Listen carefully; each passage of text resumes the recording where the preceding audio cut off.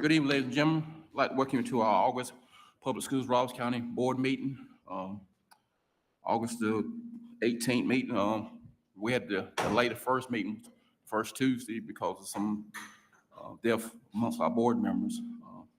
Just thankful everything is well now. We will start with our invocation. This is something me and Dr. Williams talked about, getting the public more involved. Each board member, when it's their turn to say the invocation, we're going to allow them the opportunity to bring their own pastor in or whoever they choose to do that. Since I'm the chairperson, I'm the first one, I'm going to invite my pastor, Senior Pastor Kevin Barnes from Sandy Grove Baptist Church here in Lumberton. Pastor Barnes. I'm sorry.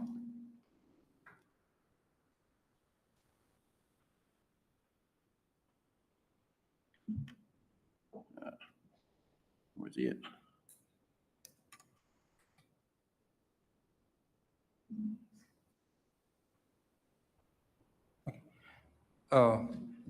Chairman Simmons and Superintendent Williamson, like I said, we didn't meet last week. I had a death in my family, my mother-in-law, and we had other members with deaths in their families. And I would just like to thank the board and whoever was responsible for not meeting last week and postponing until this week.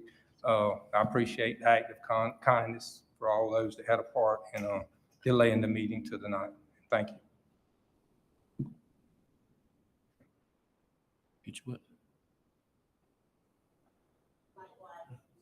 School board members and staff, I want to thank everyone for their condolences in the death of my sister. I appreciate that. Hit your button. Hit your thing. Your button on your mic.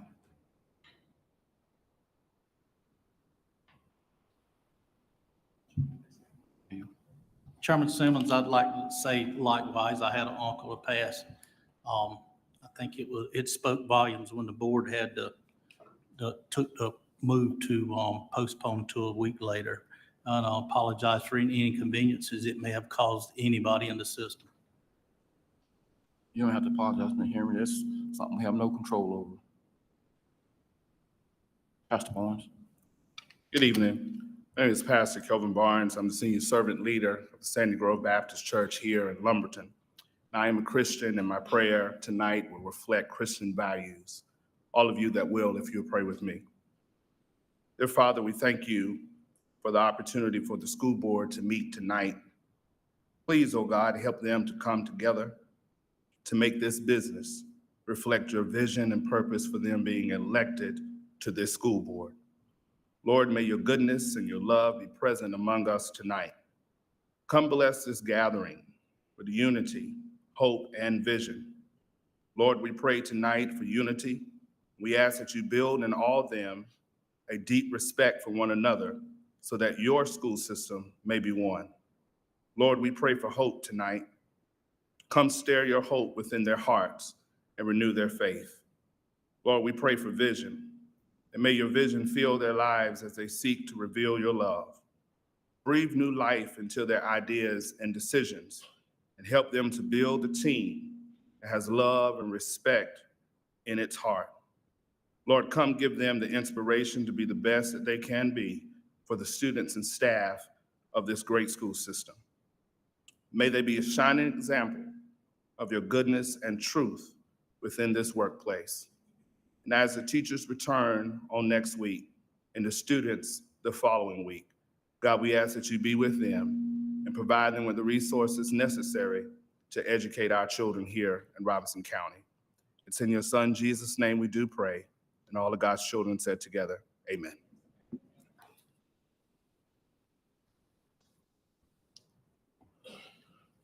Thank you, Pastor Barnes.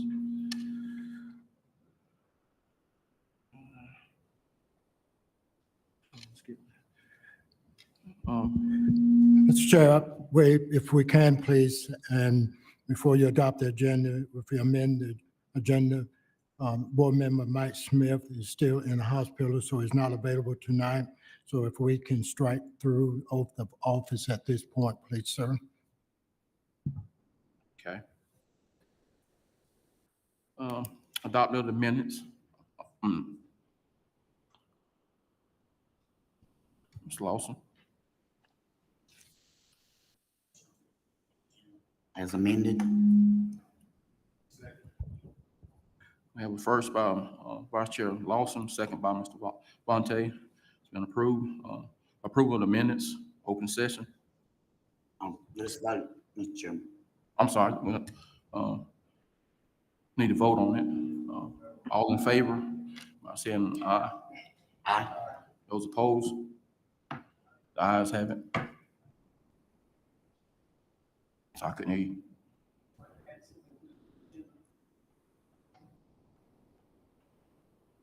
Get your thing again. Okay. Requesting to add 2 things to the agenda, Mr. Chair. Okay, what would that be? One of them would be just a brief overview of funding or lunches for charter schools.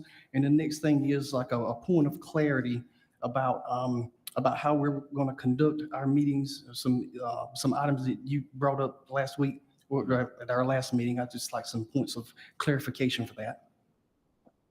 Mr. Chairman, your agenda's already been adopted, so you voted to adopt your agenda already? Yes, sir. Okay. So it's too late to add anything to the agenda unless the board wants to go back and revisit the adoption of the agenda. If I may, on one of your items, Mr. Terry, Ms. Charlene Locke has sent some information out to the board to that question, and she's answered that for you in that information that she sent out today. Mr. Chair, Oh, hold on. I would just like for, the public to, to gain an understanding on that as well. I'm just requesting that it be added, those 2 items be added for information. And I know that we've already voted on it, but I was trying to get your attention, so I apologize for not being more forthcoming.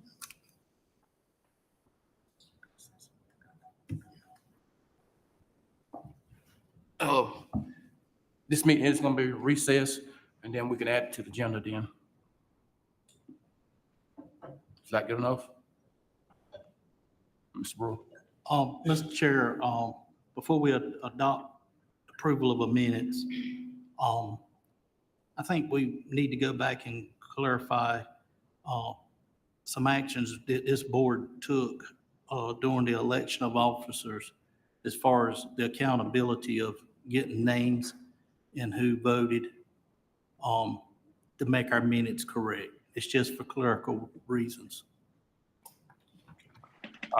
I spoke with our attorney about that, and he said everything was done legally.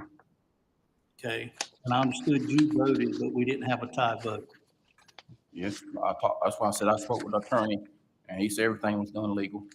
Okay, because I think the outcome's gonna be the same, so we can move on. And that's the point. Nothing changes there, so there's no reason, nothing changes as far as the outcome.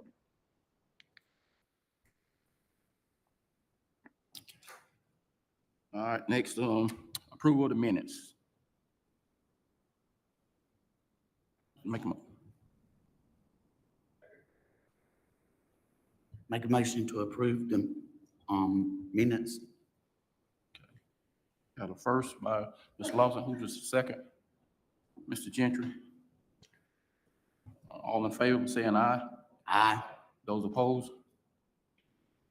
Approval of the minutes has been approved.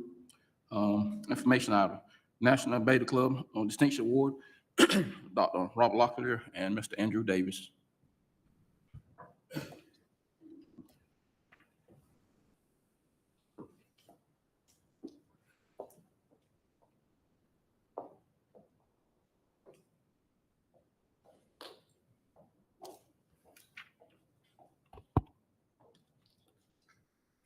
Good evening, Superintendent Dr. Williamson, Chairman Mr. Simmons, and Board of Education.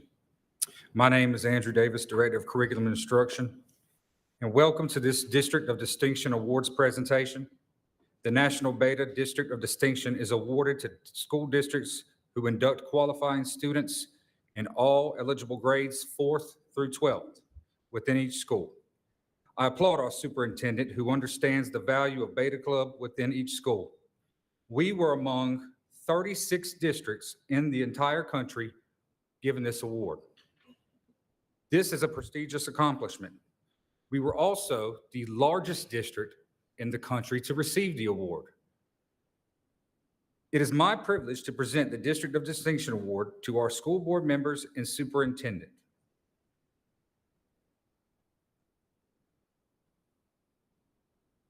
Can we ask all members if you'll come, please? All board school members, please report.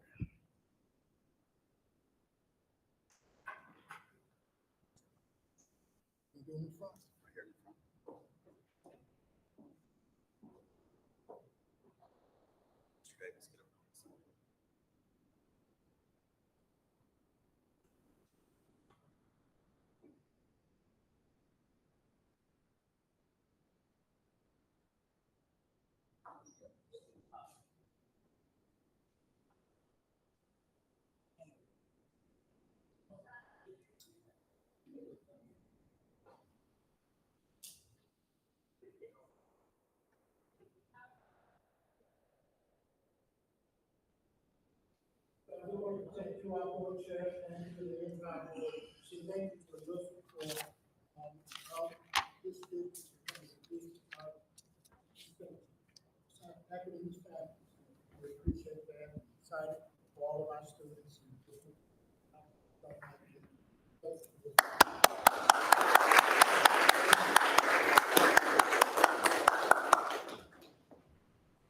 Anytime we can get an honor from our kids, it's a great day in Robeson County. Dr. Williamson and his cabinet are doing some great things for our school system. All I ask is just don't stop. Don't set no limit. Just keep on going. Thank y'all.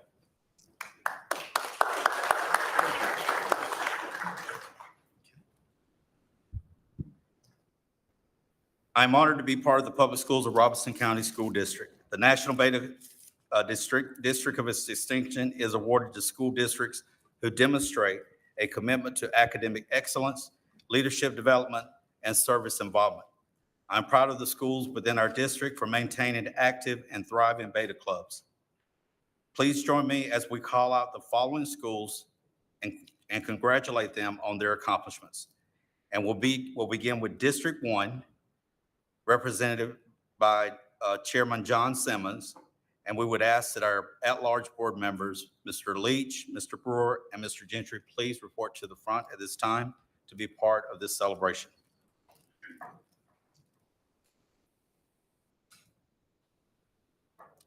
District 1, Lumberton Junior High.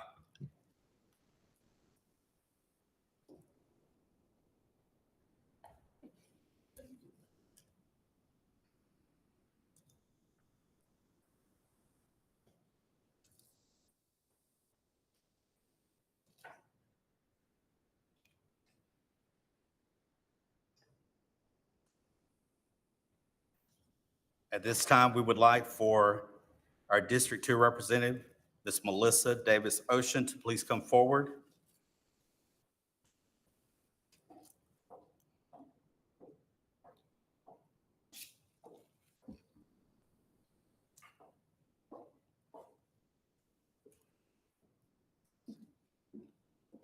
District 2 schools represented tonight, Fairmont Middle,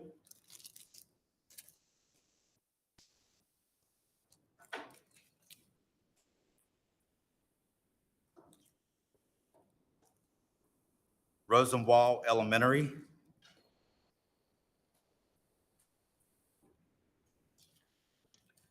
Townsend Elementary,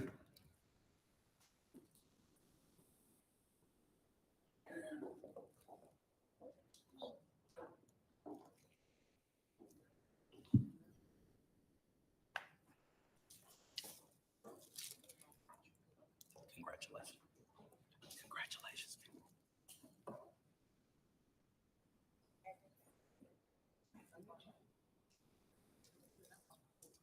And finally, South Robeson Middle.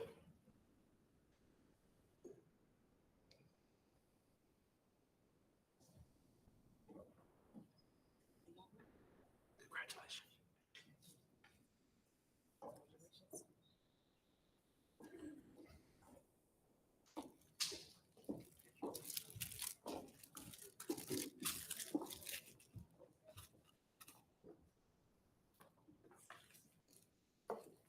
Okay. Thank you, sir. Okay, all right, thank you. At this time, we ask Dr. Linda Manuel, representative for School District 3, to please come forward.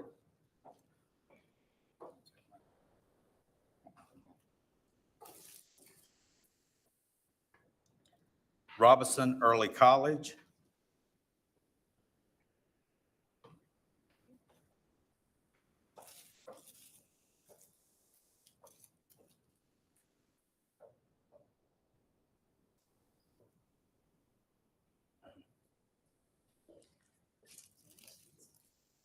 Fairgrove Elementary.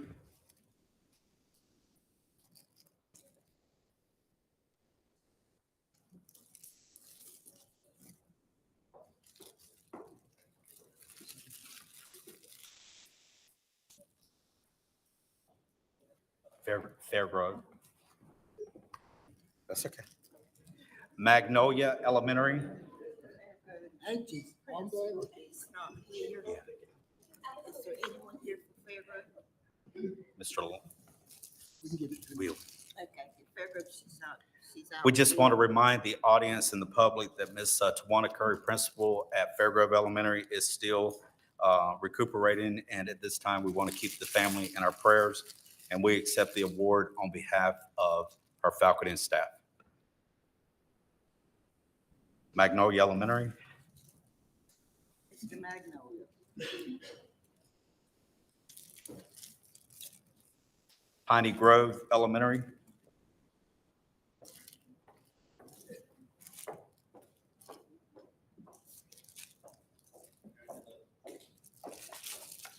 And Rex Renard Elementary.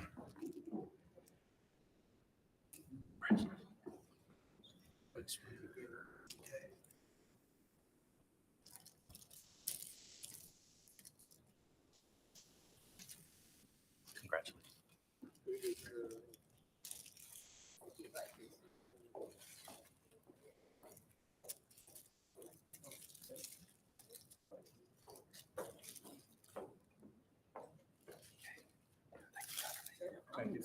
Some more. Okay.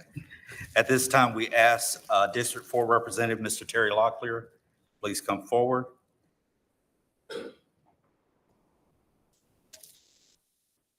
And we'll begin with Oxendine Elementary.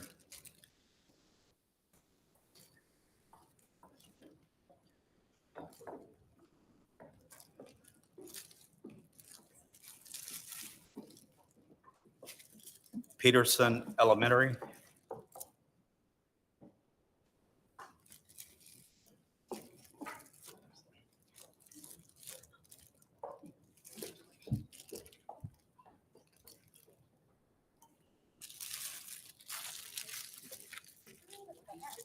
Prospect Elementary.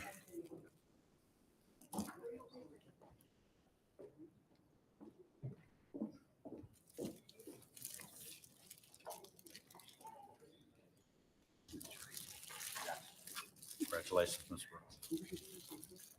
Mr. Barney, congratulations. And Union Chapel Elementary.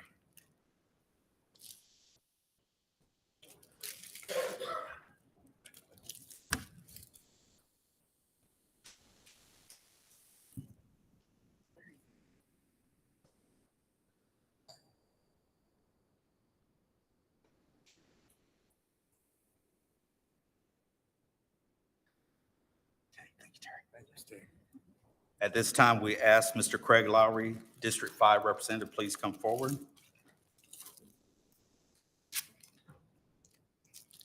And we'll begin with Deep Branch Elementary.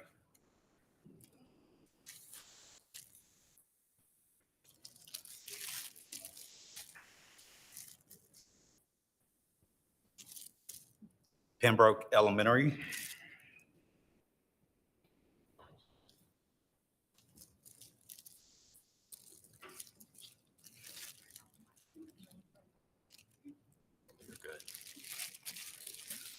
Pembroke Middle,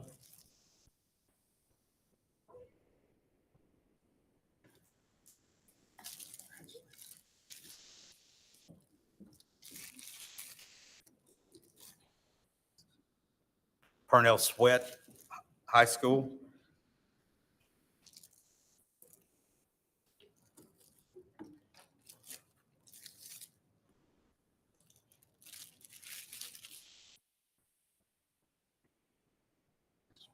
and Union Elementary.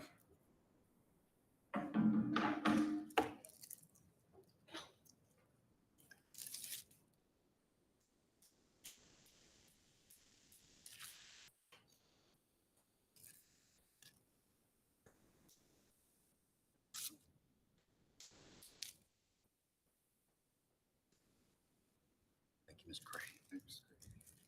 And at this time, we'll recognize District 6 with Mr. Mike Smith's absence. We'll begin with Parkton Elementary.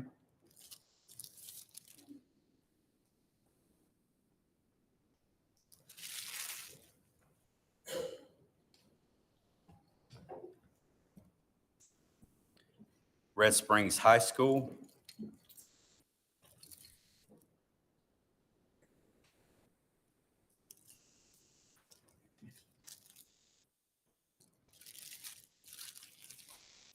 Red Springs Middle.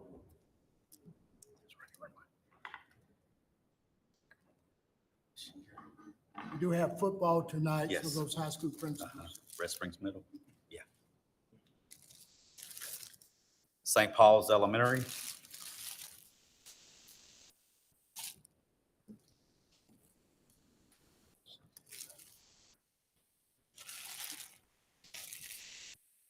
St. Paul's Middle. Congratulations.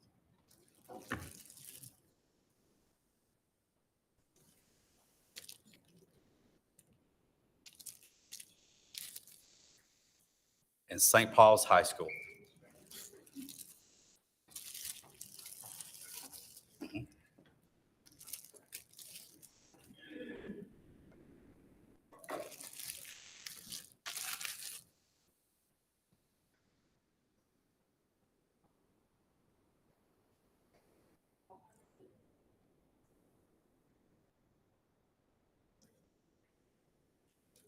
Okay, at this time, we ask Mr. Randy Lawson, District 7 Representative, please come forward. We'll begin with Fairmont High School.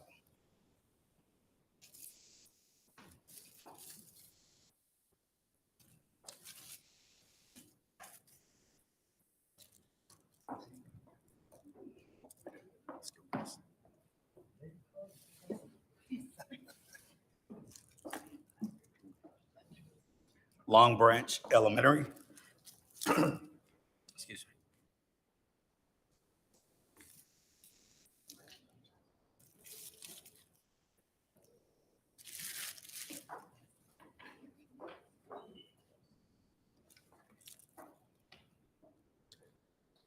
And Orem Middle School.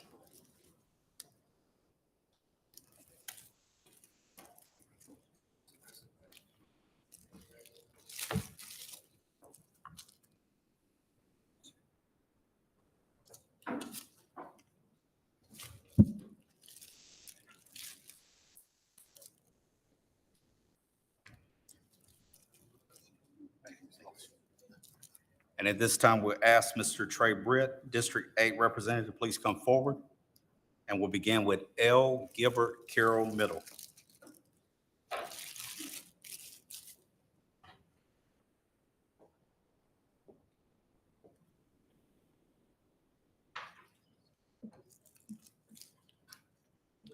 Littlefield Middle.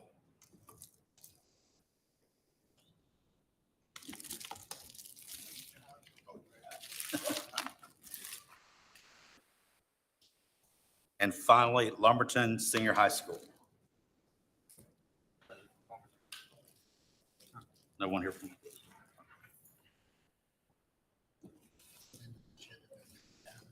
Yes.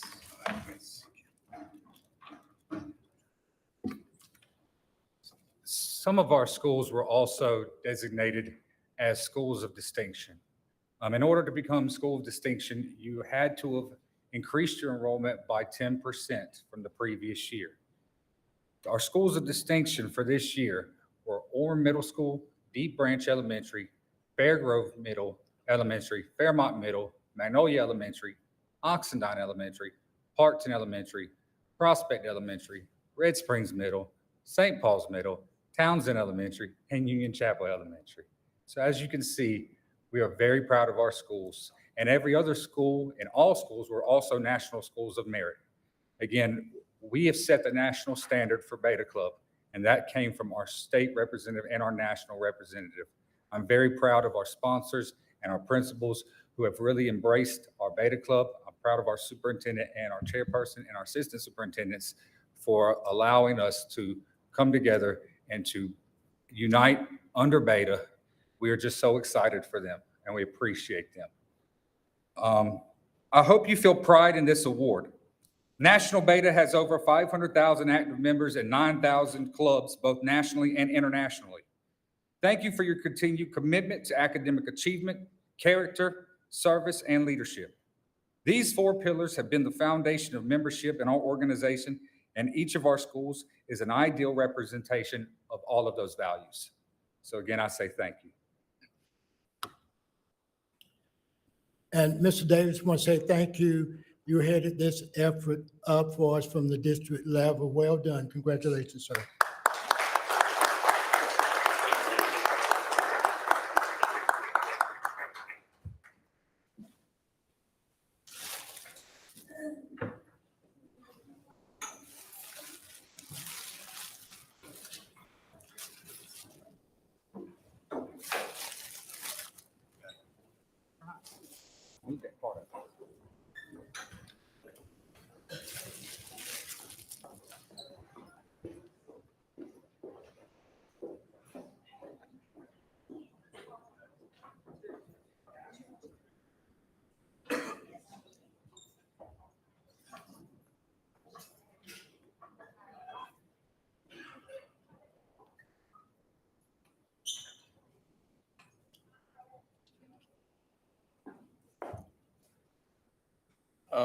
Next item on the agenda is the recognition of the CTE Director of the Year, by Dr. Rob Locklear.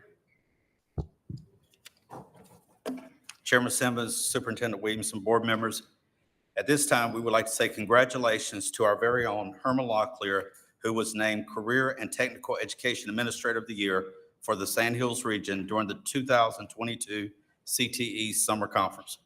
Mr. Locklear currently serves as PSRC's Career and Technical Education Director and works diligently to advance the program and efforts to prepare students for the workforce after they complete high school. He has served as CTE Director for 13 years and has been employed with the public schools for over 33 years. Please join me in congratulating Mr. Locklear for this prestigious award.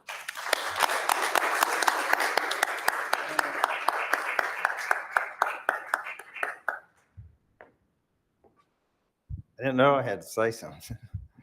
And when, you know, I find myself speechless. But I appreciate this award from my peers. It was voted on by the other CTE directors. There's eight counties in our district, so we appreciate that. And my passion is to make sure young boys and girls that are going to become young men and women with a career that they have a passion for, and that they will go forth and love that career as much as I love what I do for them. Thank you.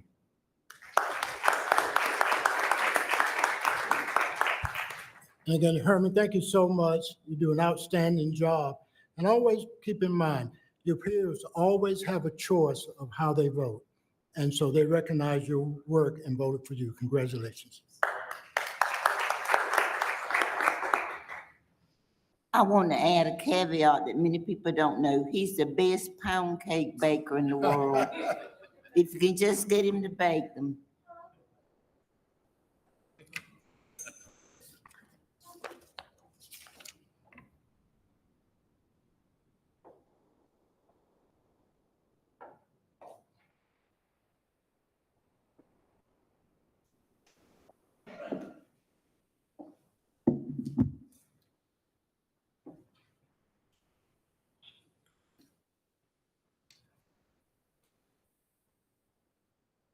Next on the program is the federal program.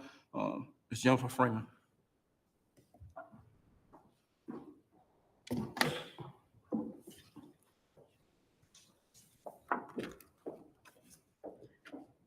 Good evening, Chairman Simmons, Superintendent Dr. Williamson, and board members. Wanted to provide a brief overview of the updates of federal programs this evening. As we all know, that federal programs is grounded in Every Student Succeeds Act, and it's ESSA that has been governing the work that we do since 2015.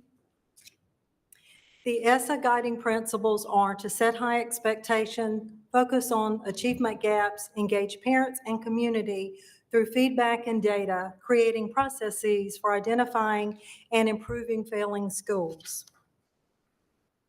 Just like to remind you that federal funding is the icing and sprinkles on top of the cupcake. Oftentimes I ask, what does that mean? That simply means that we supplement everything the state doesn't provide. Federal programs provides that as a supplemental service. So we're very delighted to be able to provide services to students in that manner. District-wide federal program strategic priorities are to improve reading, writing, and math, and also implement a multi-tiered system of support. That is the work that we've been doing for several years here in the district, and that system of support is to support interventions of our students as they're moving forward to progress. Title I, Part A, that is the part that we have the largest funding source. It's also the largest funding source for ESSA. District-wide initiatives. This year, as you know, we're adopting new core curricula, and therefore we've asked and been approached with Dr. Carr, Dr. Williamson, Robert, and others about how can we help support those initiatives. So therefore, this year we'll actually be supporting supplemental reading materials with the L curriculum, Eureka Squared, and we'll also be helping with the professional development. As you well know, we continue to work with Title I pre-K schools. We have 26. This year, we've added the addition of Southside Ashpole as a classroom. We continue to support MTSS, Migrant Recruiter. This year, we're adding 2 migrant tutors to the program to assist with our students. Right now, we have approximately 75 migrant students, and we're growing. We know that that number is not where it needs to be, and we will continue to provide services to those students. Also, we serve with McKinney-Vento, the homeless. And for those of you who are thinking, what does it mean to be homeless? The definition that is provided by the federal government is the lack of a fixed and regular adequate nighttime residence. And part of Title II is that we take care of positions that helps offset the cost for the district. We also provide resources for our buddy teachers at the high schools. We also reimburse for tuition, and those amounts did increase this year due to the cost of tuition going up. Also, we pay for licensure certification, and of course, we pay for stipends, and we spend a bulk of that money in professional development. Title III continues with the language acquisition. Many of you know that as English language learner. That has just recently been changed to multilingual. This year, what we fund in continuing years, this continues. We have an EL lead teacher. Many of you know her as Mrs. Sandra Lopez. We have several parent liaisons, several teacher assistants. We also have to have a part in Title III where we continue to reach out to families and also instructional supplies. Title IV, we continue to support student services, and we've added additional school counselors, social workers, technology coaches, and we also have several partnerships with PoHealth, NC Youth Violence Prevention Center, and NC Resilience Learning Grant. So what does that mean? Putting it all together in federal programs, it simply means this: providing equitable services, practices, and resources to every learner based upon responsiveness to effective instruction and intervention. Any questions?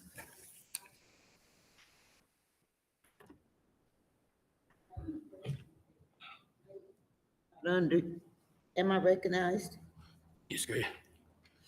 I have a question. It's probably not under you. It's the federal part of EC. Is that under you? That's under Dr. Yes, ma'am. Are we okay with EC now? Do we have any major issues that you want to discuss, you're ready to discuss? It's the federal part. No, not any discrepancies or any, So we're okay with EC, the federal part. I know there's a state, but the federal, we're okay as Yes, far ma'am. as you know. yes, ma'am. Okay.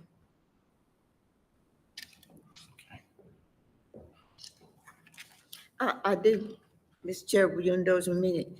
I want to go back to the McKinney-Vento. Have you seen any influx with the migrants from the border? Have we received any of those that are on homeless that it may be?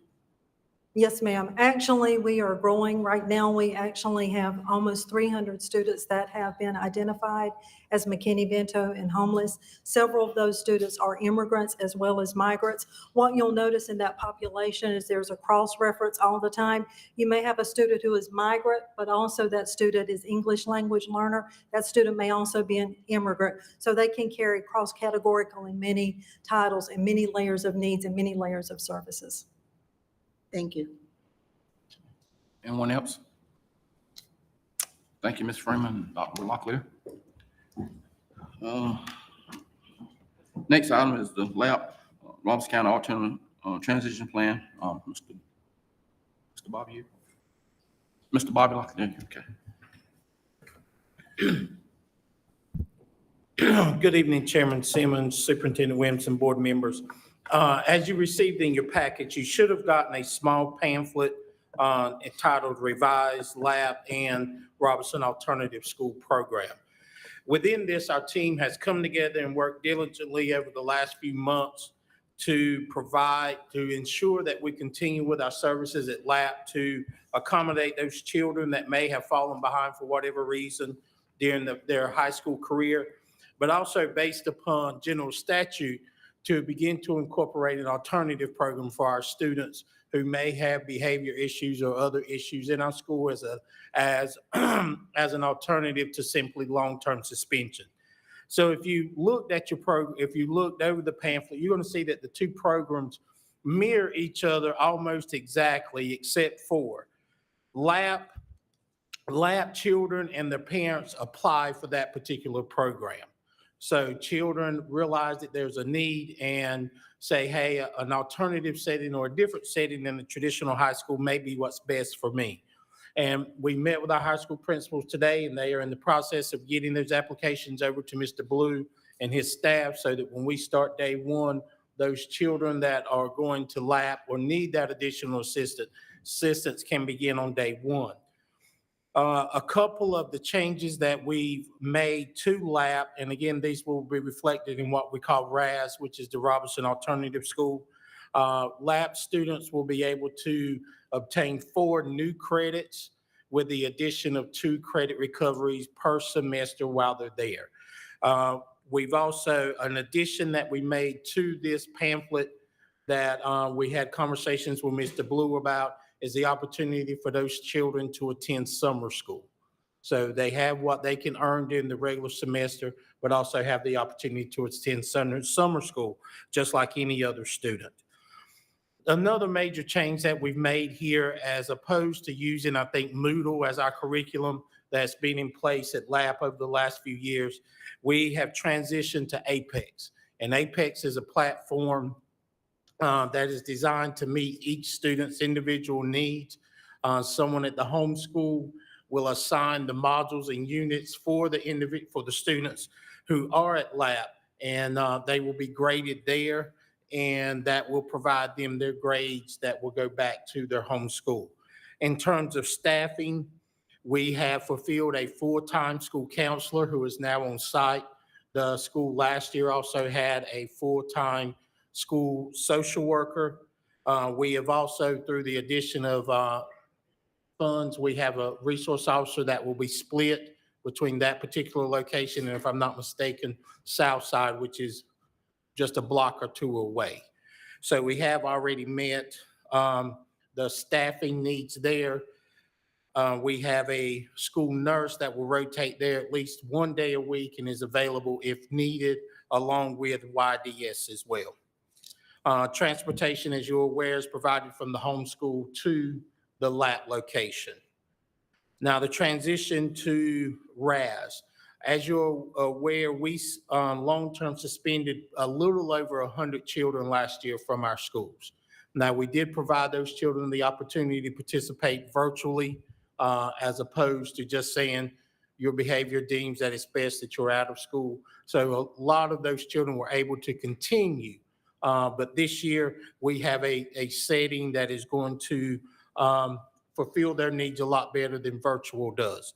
So again, same thing, the instruction is going to be provided by Apex.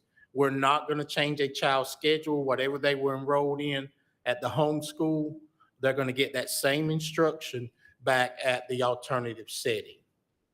So again, although we're operating two separate programs down at the old Roland Middle School, we believe that both of these are going to better serve the needs of our students here in Robeson County.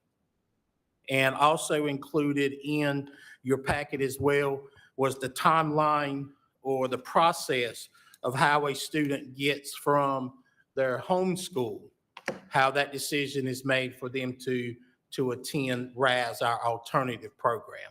This is not a means to just kick kids out of school. We have reorganized our discipline matrix as well and aligned that along with the process for students to be admitted to RAS. And your admission to RAS is going to be for one semester. And then there will be a transition plan with Mr. Blue and his staff to get those students back at the regular setting.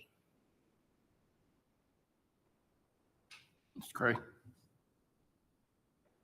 Thank you, Mr. Simmons. Mr. Bobby, a couple of questions. The lab is just high school, 9 through 12? I'm sorry, I should have addressed that. Yes, lab is just for grades 9 through 12. Our alternative school will be grades 6 through 12. Okay. And the lab, again, just for clarification for everyone, if they're listening, that's where they're just not, parents that does not feel like their child is succeeding or child's not going to succeed in the high school level, so they can apply and go to lab at any time. Is that correct, or am I saying that wrong? Yes, you are correct. Okay. Now, the RAS is if there's the long-term suspension, which is the 6 through 12. And if long-term suspension, someone's been suspended for the rest of the semester, or rest of the year, then they can apply for the RAS. Is that correct? No, we're going to, Correct me on that. okay, so as opposed to long-term suspension, the initial placement will be at RAS. Okay. So in lieu of long-term, whereas before the principal just recommend, here's the behaviors that this child has exhibited, we're going to recommend long-term for the remainder of the year, and that child was out of school. Now the process is the child exhibits the behavior, the recommendation is to go to RAS. And all the curriculum will come from what they would have been doing at the regular school. That is correct. Either one. That is correct. In grades 6 through 12, because Apex will meet the needs of all of those curriculum areas. And the instructors there will be. We will have folks on site to facilitate that instruction and tutors as we've done in the past with lab. And I would like to make this comment too, that we look on the high schools, that if we have kids that need to be in lab, to please make sure we get them there so we do not lose kids through the cracks. If they need to be there as opposed to a school, the important thing to me is make sure we get them instruction. So if they need to be there, let's do what we have to do to make sure they have an opportunity. Yes, and again, to reiterate, we met with all high school principals today and brought that point up. And every high school principal said that they had already started working on their applications to get those to Mr. Blue. Thank you. Dr. Mann. I've talked at length, and I think you all have done a great job bringing this together. I do have one point, a couple of points of clarification to make sure I understand it. Bobby, we talked about those children that are emancipated or 18 years of age can make their own decision whether they want to come back. They don't need the parents' decision. Is that a clarification that you want to address or not? Yes, we can make, Mr. Blue would work with those individuals to accommodate them. So yes. in the manual, it says with the parents' consent, if they want to come back, they have to have parental consent, but some of those children are on their own. They live in with, Okay. from door to door, they're grown. In other words, they have nobody. They are their own And persons. so we could treat those individuals just like we do our unaccompanied youth when they enter, when those individuals enter our buildings. Yeah, they wouldn't have a parent Yes. consent. That was my concern. Another concern, and you addressed it with summer school, and we talked about that, you and I, at length, about independent studies. We can't take that from principals. You may have a child that comes there and he's classified as a sophomore, and the child was 18 years of age. That principal, if that child has the will and the intellect, the drive, that principal might work out a course of study with that child. So I think we have to take in consideration that that principal will have the final say if he or she wants to do an independent study with those children. See what I'm saying? Yes. Because you have children will age out at 21. You may, and we have had a couple of children like that principals work with children and set up their own course of study to help them get through.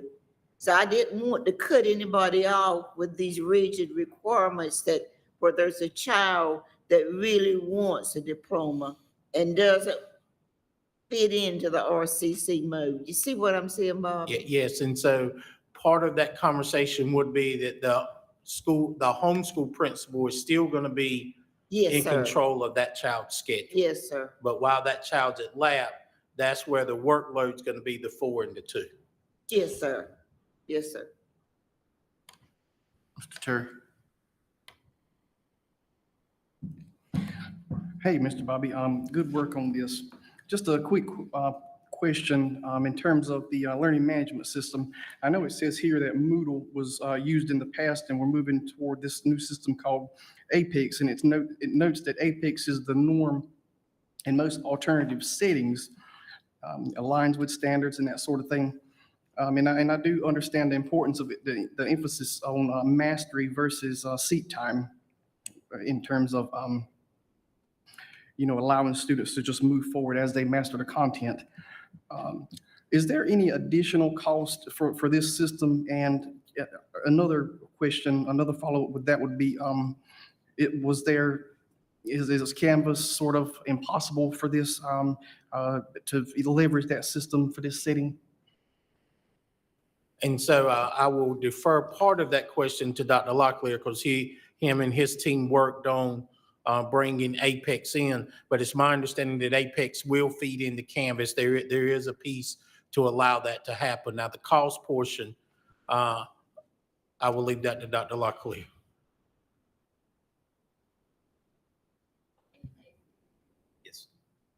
Yes, there is a cost, and I cannot remember the actual cost. I was hoping Ms. Erica could give me the number. I don't have the number, yeah. but we brought it before the board. Yes, as we a brought it sole before the board source. for approval. And Couple it's for board all the meetings. schools. It's not just for LAP. It's for all the schools to be able to provide credit recovery. For grades 6 options. through 12, credit recovery, for course remediation. Tutoring. And for after-school tutorial for grades 6 through 12 as well.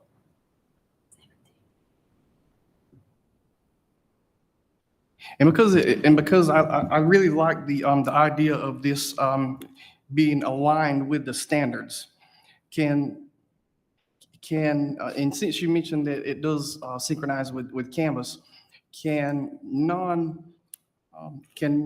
non-lab students or instructors or teachers utilize the standards piece and integrate those within Canvas?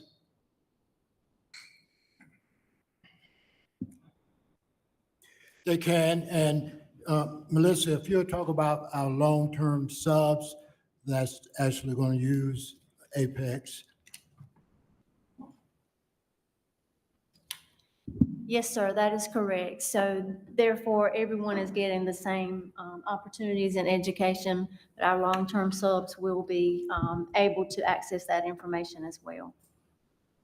And if we just follow up, Mr. Davis may have something to add, but we did meet with the high school principals today, and they have been reaching out to Mr. Davis. So all of our vacancies, we know who those individuals are as of today, to make sure that we're working with our Apex coach facilitators to make sure that we are ready on day one so that our students are not getting behind. So August the 29th, we'll be ready to go. Mr. Terry, as well as the vacancies, we're getting a list of the long-term subs who they know about currently, and we're also going to train them as well so that they will get the training provided for Apex. Apex is also going to allow us, like Dr. Locklear said, to include remediation, initial course credit, and credit recovery. The remediation is a new piece to us, which will allow students who are actually taking a course in the regular setting that if they are falling behind, they can actually get the remediation from the Apex to prevent the failure of the course. So they can go ahead and take these modules that's outside of the credit recovery so that we don't have to have credit recovery to prevent them from failing. Yes. Also, Mr. Davis, will you share 2 former principals will monitor this in the buildings with the long-term subs and at lab and the alternative? Yes, because we are going to extend this out to all of 6 through 12 in the other schools as well, through our tutoring, as well as at the LAP and the RAS program. We have brought in 2 former principals and educators, in Dr. Darlene Cummins and Dr. Jill Hathaway, who is going to be our Apex consultant coaches to help support. One will have the west side of 95, one will have the east side of 95. Anything dealing with Apex at any school, including LAP, would be filtered through these 2 ladies. And so they will also be in contact with us. And so it's going to be a smooth transition. We're excited about it. Mr. Gentry. Turn your mic on. Tonight, is there already an enrollment in place for, at least in the beginning stages for LAP? And I would ask the same question about the alternative school. So again, the high school principals in the process of getting their applications together for LAP. But with the alternative school, I would say there is a difference in as the occasion arises, and there is a situation, and that student, whoever that may be, would, let's just say if it was a student that was suspended for 365 days, that their entrance into the RAS program would begin. Would they be admitted? I guess No, we would, 365-day violations, which would be the possession of a weapon, they would not be eligible for RAS. RAS is going to be for those students. Most of our examples last year were 2 fights. So that second fight, as opposed to that long-term suspension, then that child would be recommended for RAS. And again, we've developed a discipline matrix that we've gotten input from principals, assistant principals, that outline our behaviors that would lead to a potential placement at RAS. And again, schools would be responsible for providing all of those interventions and supports prior to a student's placement at RAS. It's not just going to be that we have a disrupted child and schools are not doing what they can do to intervene. Mr. Terry. I really see a lot of benefit in the competency-based and the self-paced aspect of this system. And my question is, I'm sure that most students that participate in this program, from what it sounds like, may have like some behavioral, type challenges or that sort of thing. But is it possible, or is it fair to say that you may have some students that they may get in trouble in school, fights or whatever, but also are academically inclined? So does this system sort of put a ceiling on students as they're moving through lessons in terms of things being self-paced? And I guess a better question is there a limit to how high they can go? I mean, can they can they take, like calculus and, can they just keep on going? Because I really like the idea of competency-based learning because it lets students that are ahead just keep right on going. So can we leverage this system in ways other than just ensuring that students that are in trouble get the bare minimum they need to graduate? Yes, sir. Because we purchased the entire program and not just certain courses, we have the availability to the entire catalog. So that does include upper level courses like calculus, even elective courses, advanced business, marketing. So the ceiling there's no ceiling. And so they are rigorous, they are aligned to the standards. They were actually vetted through our content supervisors who went through the initial course and the credit recovery courses, and they actually vetted through them individually to assure that they were aligned to the standards and they would meet the needs of our students. Sir. I wanted to follow up, Mr. Terry. We submitted a 3-year quote to the board in June, and the annual cost is $309,000 for Apex. And that covers all sites, all users. It's unlimited license. Anyone else? Thank you, Mr. Bond, Mr. Davis. Thank you. Next is the Rich Springs Athletic Complex update, Dr. Williamson, Ms. Cecil, and Mr. Jerome Hunt.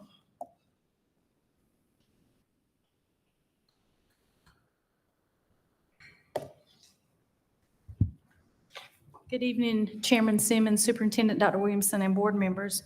You should have in your packet a spreadsheet that I provided that shows the high school athletic complex funding breakdown. As you can see from that, we started with this project in the 17-18 school year. And I have broken down all the costs starting with that year through June 30th, and we're at a current total of $7,926,609. We also wanted to point out, as we discussed in previous board meetings, the lights were always going to be considered a separate part of that project. And we actually used funding from the RB Dean insurance payout we received to help fund the lights for that particular project. And then the town of Red Springs, we paid them directly in the 18-19 school year to do some of the plumbing work as part of that project.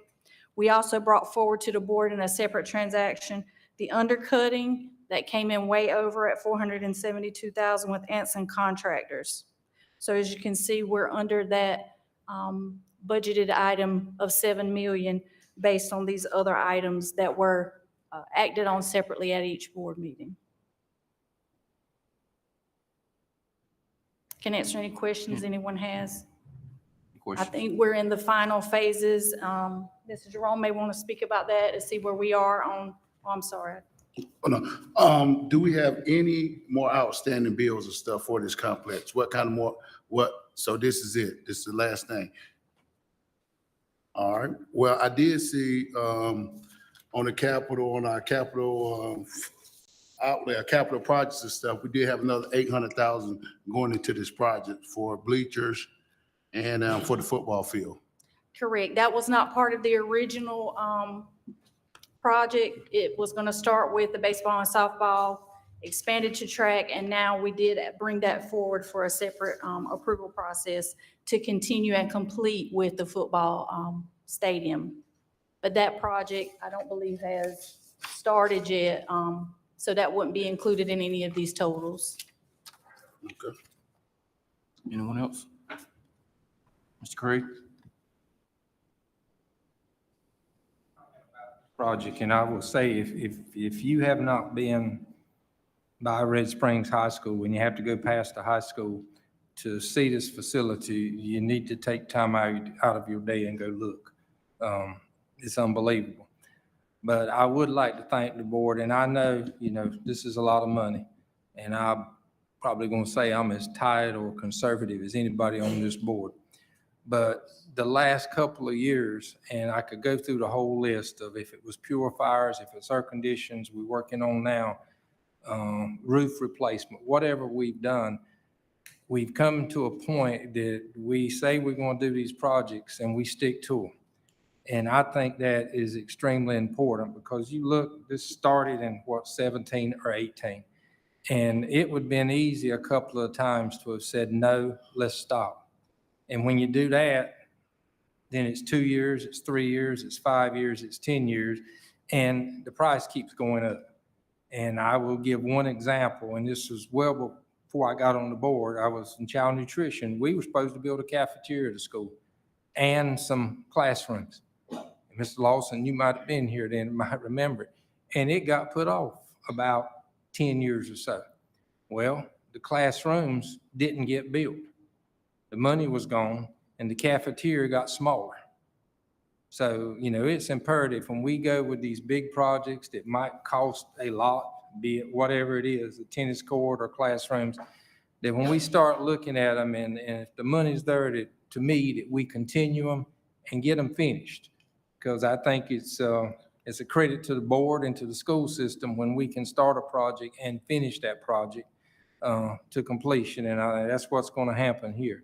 And again, I would just like to, thank everybody for that and say, if you get a chance, go right past the school and it's down there on your left.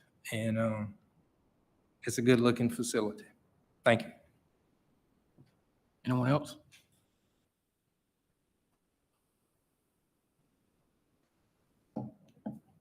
Chairman Simmons, Superintendent Dr. Williamson, board members, just to give a brief overview of the project. So on July 26th, we completed a final walkthrough on the buildings at the complex.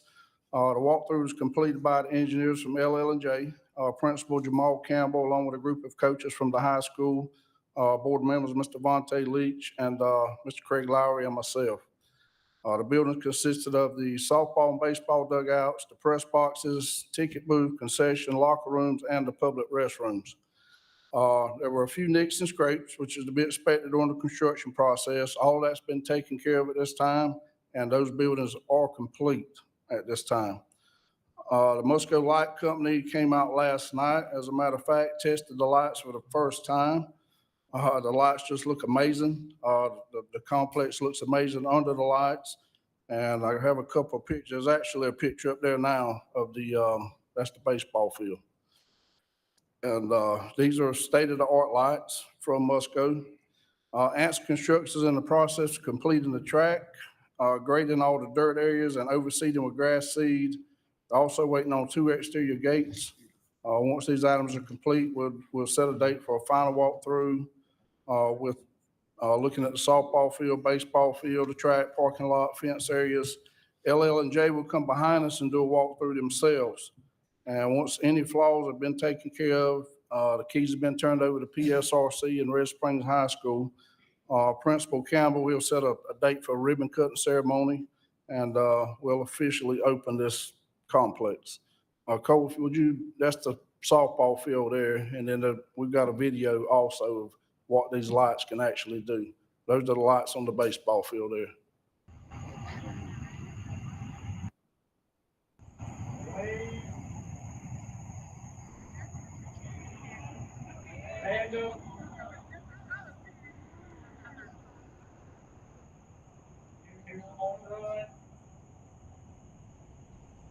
And that just shows you just how far lights have come with technology. You have any questions for me at this time? Craig. It's my. Those lights, those lights, each field comes with its own iPad. And those lights, somebody hits a home run, can hit the home run button, and they'll dance while he's running around the bases. You're doing the introduction to the teams. There's another button. There's like 8 different settings you can hit. And those lights will do just about anything that you want them to do. And that was included in the package with the lights that we got. Anyone else? Dr. Williamson? First of all, I want to say thank you to the board members for your support of this project. We've had so many school systems to visit already and to look at this world-class facility, and thank you for that. Also, I do want to recognize Jerome, your work, you were on site weekly to manage that for us. You've done an outstanding job. We've had a lot of conversation around this project, so thank you for your work. And then, as usual, to Erica, thank you. We capped this project at 7 million, and we've added so many things that was not in the original plan with that, and we're still under that 7 million. And so thank you for that. We've talked every week almost about the cost with that. So again, thank you for your support, and what an outstanding facility, opportunities for that community and for our students. Thank you. The 2023. So Jerome, one of the things, Erica, we said was we would cap this project at 7 million, and then we would use ESSA funds for this year that we could put our capital reserve back on that piece. If you would, one, Jerome, talk about this and the ESSA funds, and then Erica, where we are in terms of putting that capital fund back. Okay.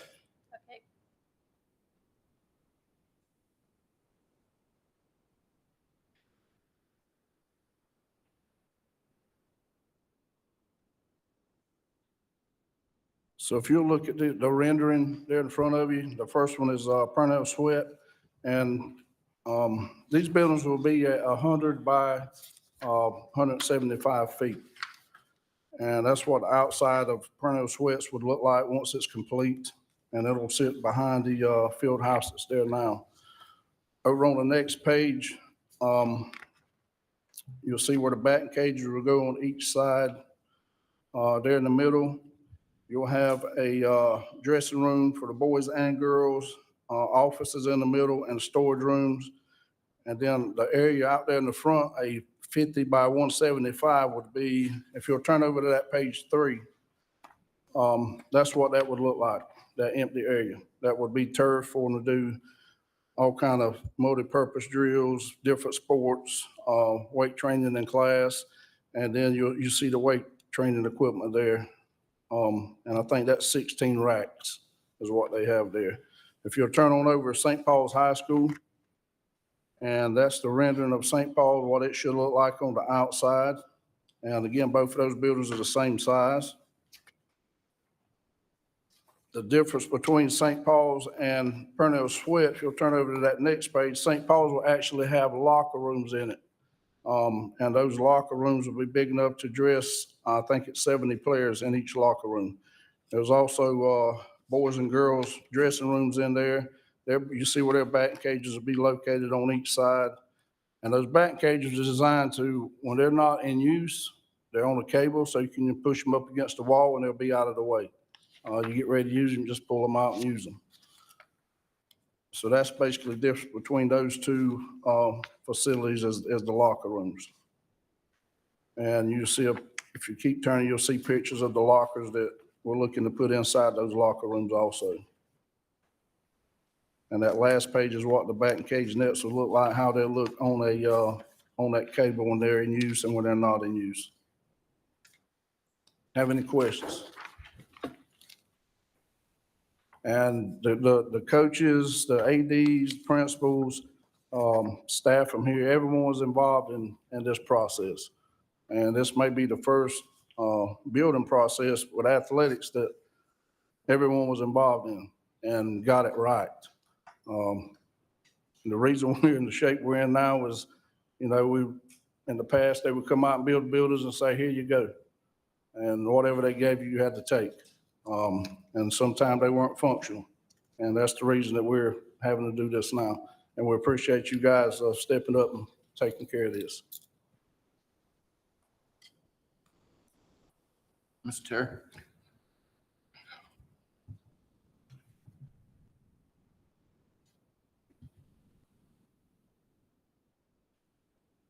This is real nice and good work. This is gonna look real good at Purnell, both of these buildings at Purnell and at St. Paul's. Just a quick question, a point of clarity. Why did we decide to have locker rooms at St. Paul's but not at Purnell? Because I know people's gonna be asking that question.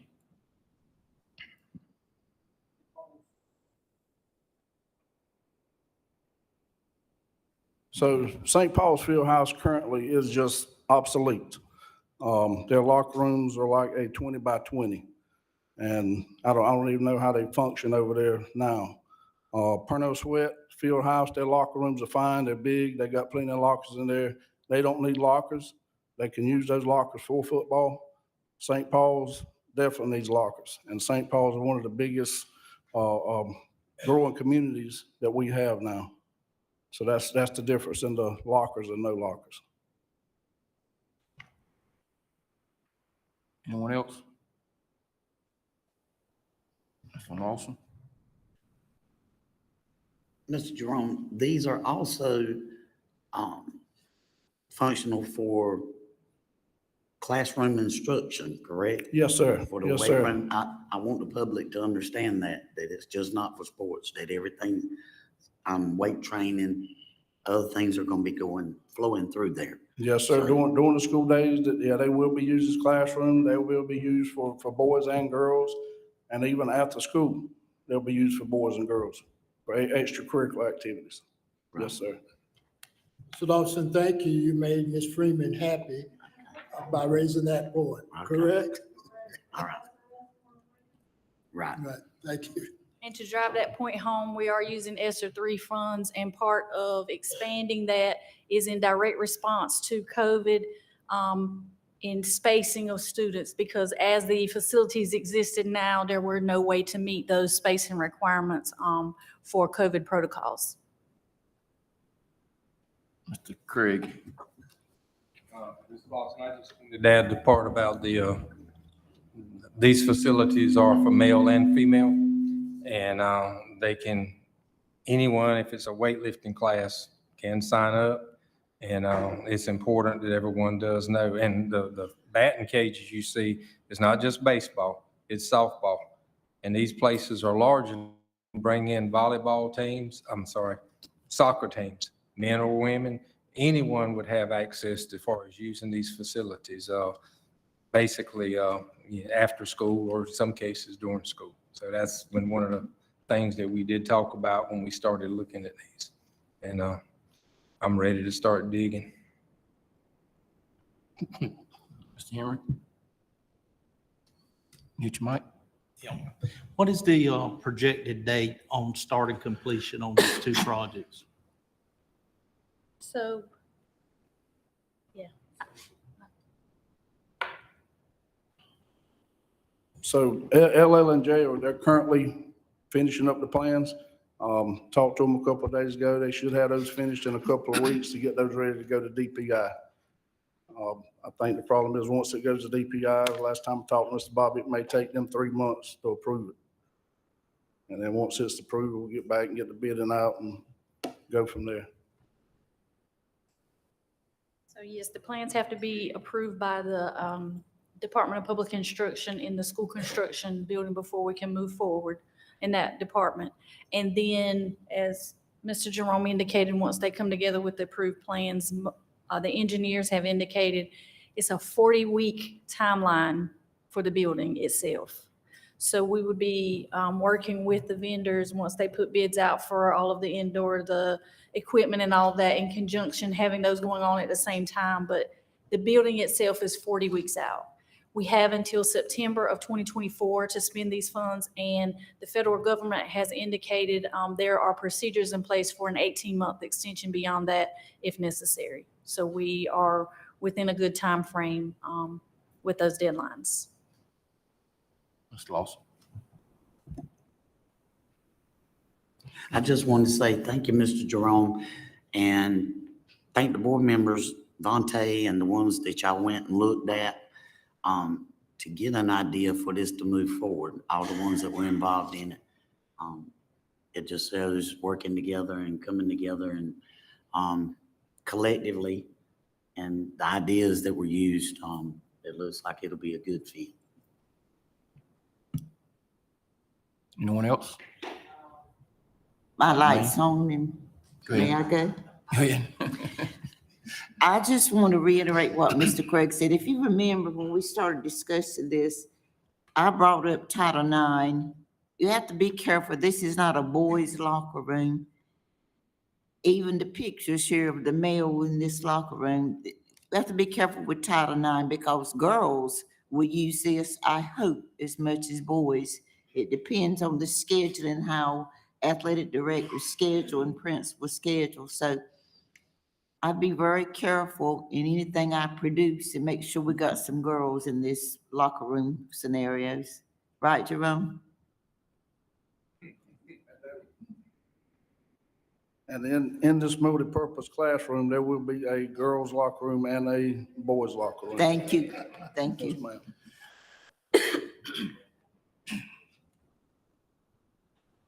Anyone else? Okay, next item, 2022, 2023 approval capital outlay project. Mr. Bobby Locklear and Ms. Erica Setzer, I'm sorry. I just wanted to bring forward as information because we had a Finance and Construction Committee meeting on April the 28th of 2022 where we discussed the particular capital outlay projects that we were going to approve for the 22-23 school year. And we just wanted to bring that back to everyone's attention as a reminder of what we're going to start on this year. That should have been included in your packet to show different things from paving, LED lighting, tennis courts, bleachers, various roofing projects. As Mr. Leach indicated, the Red Springs High football field bleachers, and trying to get on a system of maintenance vehicles, maybe replacing every 1 or 3, depending on how the budget looks in each year. And that total came up to a little over $2.2 million, and that was approved at the May 10th board meeting. So we're just bringing that for information so you know which kind of projects we're working on for this year. Mr. Craig and then Mr. Gentry. I'm sorry. I'm sorry, Mr. Craig. Mr. Leach, then you, then Mr. Okay. Gentry. A question about, just a question for clarity. On the tennis courts at Red Springs, where are we putting them at? Maybe it's, where are we gonna put it at? Maybe that's a question for Jerome. I just want for clarity, where we're gonna put the tennis courts at.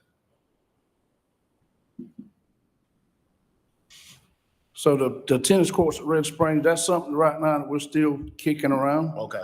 So we've got the option to put them at the new complex, and we've got the option to go back to the high school and put them there.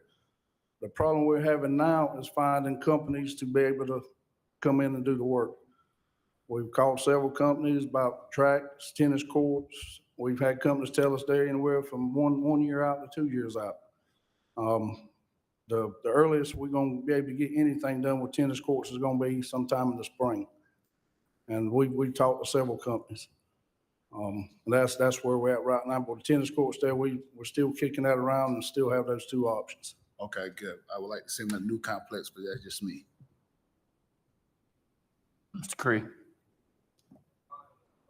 Mine was up on the same line, and just adding, the Fairmont is not here with tracks, but just so everyone remembers, that was actually from last year, and we never got it done. So then, because of various reasons, but just the fact that we're having a problem getting anybody to do track work or tennis court work, and so you brought that out, so that took care of that.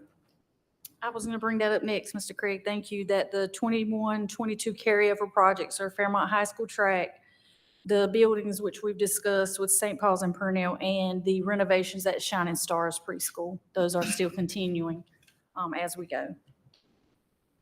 And we talked about at that meeting, there was a grant that PSRC received from the state of $146,000 that will be dedicated to Fairmont High School for various athletic projects, replacing. They've already got new goalposts.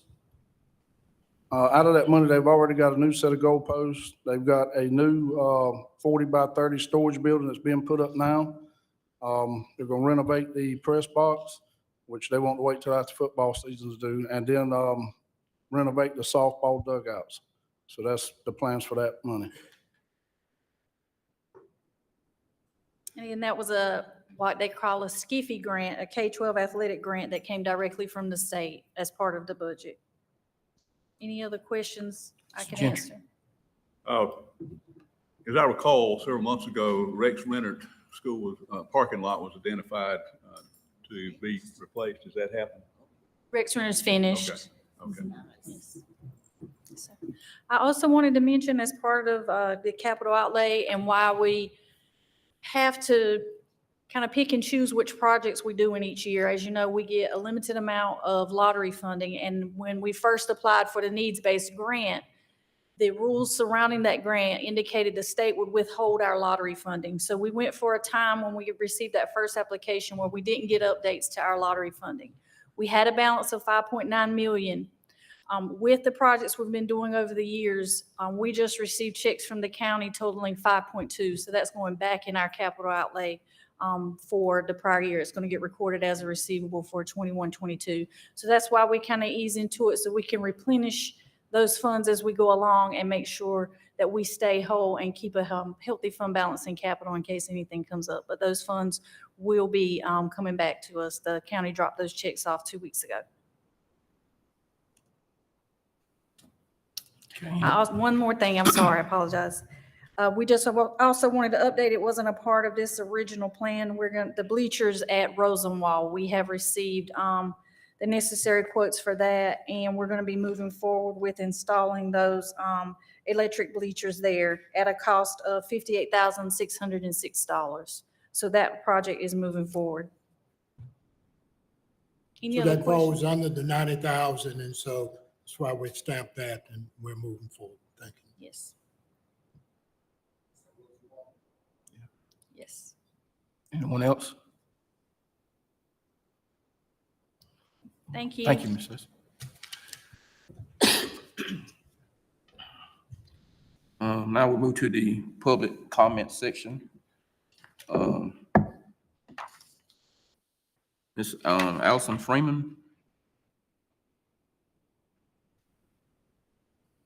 Citizen, community member.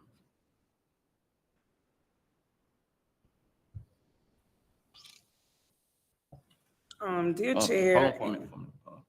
Mr. Cole, can you put a clock for 3 minutes, please? You can go ahead. Dear Chair and dear Superintendent, I would like to yield my time to Ms. Shalonda Regan to speak on my behalf, if Ms. that's who? allowed. Ms. Shalonda Regan to That's speak fine. on my That's fine. time, if that's allowed. Thank you. Hello, everyone. As Ms. Alice just stated, my name is Shalonda Riggin, and I serve as the Education Coordinator for Seeds of Hope CDC. We are a group that formed in 2016 out of disaster, and we have gone forward to take on social justice issues. I am not sure how many of you have received all of the emails from Ms. Alice Freeman stating how our concern for the Leandro case in North Carolina. What we have today, first of all, I'm sorry, let me just say hello to the superintendent and thank you for this time that you are allowing us to stand here and every member in their respective places. As we know, North Carolina in both 1997 and again in 2004, we have been awarded funds to go back into the public school education system. Those funds have not been fully rewarded to North Carolina. As we see here in Robeson County, we know that we are due another $69.3 million to help fund some of the things that you guys talked about tonight. I commend you on the work that you have already done with the funds that you have. You've done a wonderful, from what I can see, a wonderful job. But as a private tutor and someone who has worked in different sectors throughout nonprofits that do after school work, I can still see where funding is definitely necessary and it is extremely needed. I am the person who meets the student when they come home and they don't want to do their homework and they're complaining about everything that happened in school earlier that day.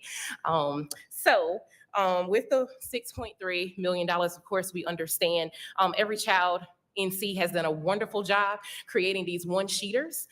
It's a snapshot of everything that this funding can possibly do. I have only highlighted a few things, and I would like to go over those really quickly.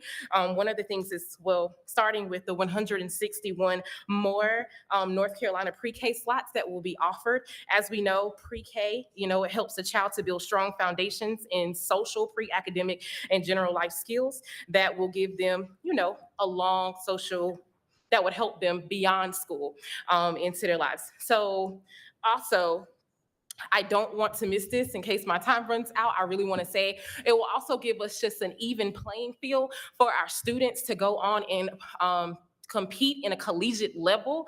I, for one, know and understand the challenges that it happens. I went to North Carolina Agricultural and Technical State University. I know how it is to be a student in high school here and excel academically. That's your time. That's the time. Okay, thank you. All right, thank you. Mhm.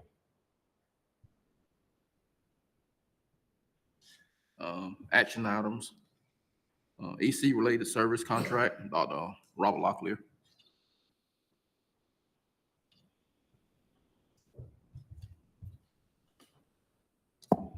Chairman Simmons, Superintendent Williamson, at this time, I bring before you Shiny Stars EC-related service contracts. And we do have one additional transportation request from Mordrika Mitchell, which is Bill's Girls Transport out of Roland.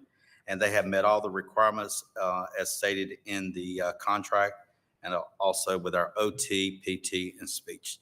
So we ask that these be approved at this time. Dr. Mayor. Chair, I vote to approve.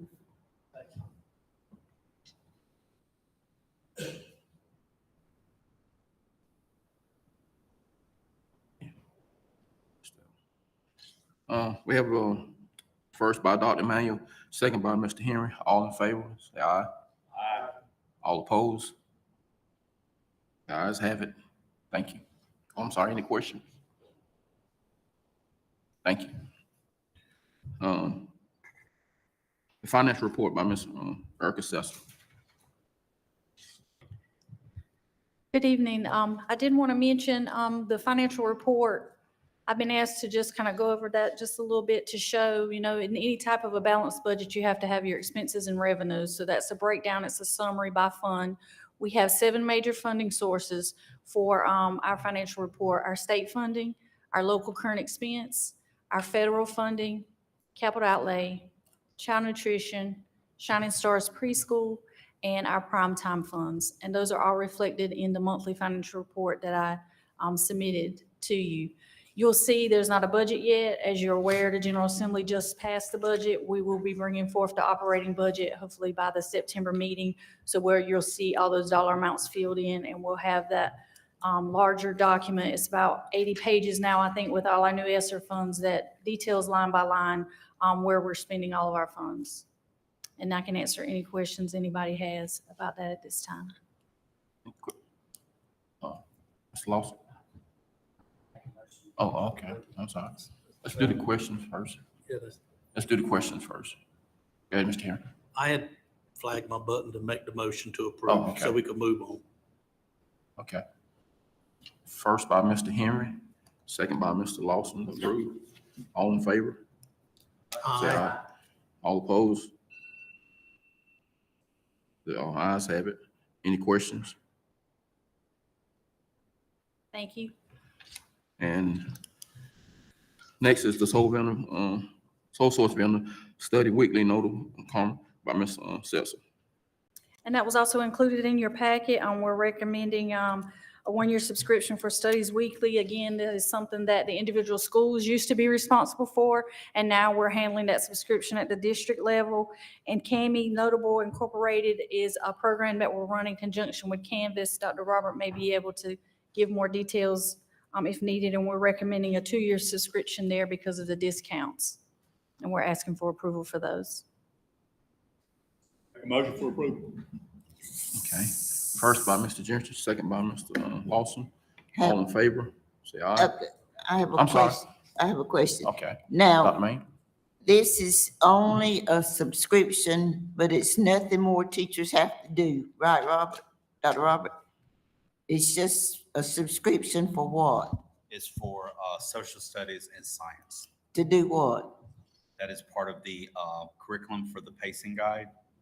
And that's what the teachers and the supervisors agreed upon for the curriculum for this year. So it's a resource for the core curriculum, Yes. and it's something that most of the schools have already been using.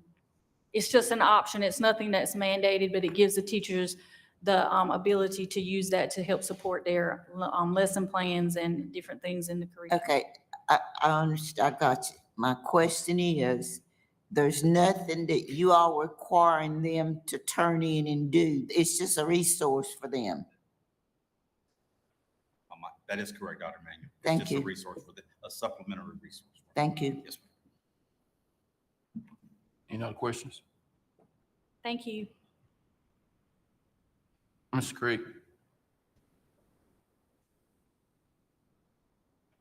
If I may, before Mr. Randy, you make your motion there, Dr. Williamson, could someone just briefly mention what's on these there Yes. pamphlets? Dr. Lockley. We still on the same item? I thought we still, yeah. So Mr. Craig source- had a Craig, this question deal with this, ain't it? This No, separate. go ahead and Okay, vote this on it. No, it's separate. not. Okay. It's separate. It's separate. All right. I thought it was the same thing. We had a motion by Mr. Gentry, a second by Mr. Randy. All in favor? Aye. All opposed? Ayes have it. And while Dr. Roberts coming, Chairman Simmons, mine's just these pamphlets that was put out mainly about new things and what's being taken away, just so the public can hear what has actually been worked on maybe the last few weeks or months. Chairman Simmons, Superintendent Williamson, and Ms. Craig, thank you for giving me the opportunity because a lot of work has gone into the prioritizing teaching and learning bookmark that is there in front of you. Because, we've been getting the question for a long time, with the new curriculum coming aboard, what's going to be taken off the plate. And we want to just go over this so the public can hear that we're looking at refocusing, retooling, and redesigning the curriculum so that it is more geared toward the needs of our students. So if you would just flip to the side that says now, okay? So that means in the past, what we're doing, I'm sorry, flip to the side says then, I'm sorry. Lesson planning, numerous hours were used to create and copy or paste from pacing guides to develop lesson plans. The differentiation was not clearly designed in most lessons. Higher level questioning was not clear, and it was not designed in most of the lesson plans that we had the opportunity to observe. And the gradual release model was not evident in most of the lesson plans. With the resources, numerous hours for research and supplemental resources was a concern the teachers had. They spent a lot of time looking for those supplementary resources. Finding and using resources not aligned or grade level appropriate. And also the issues with resource links becoming inactive, no longer accessible, or no longer working. For the assessments piece, bi-weekly SchoolNet assessments in English language arts, mathematics, and science. Teacher-made tests, most not aligned to the standards.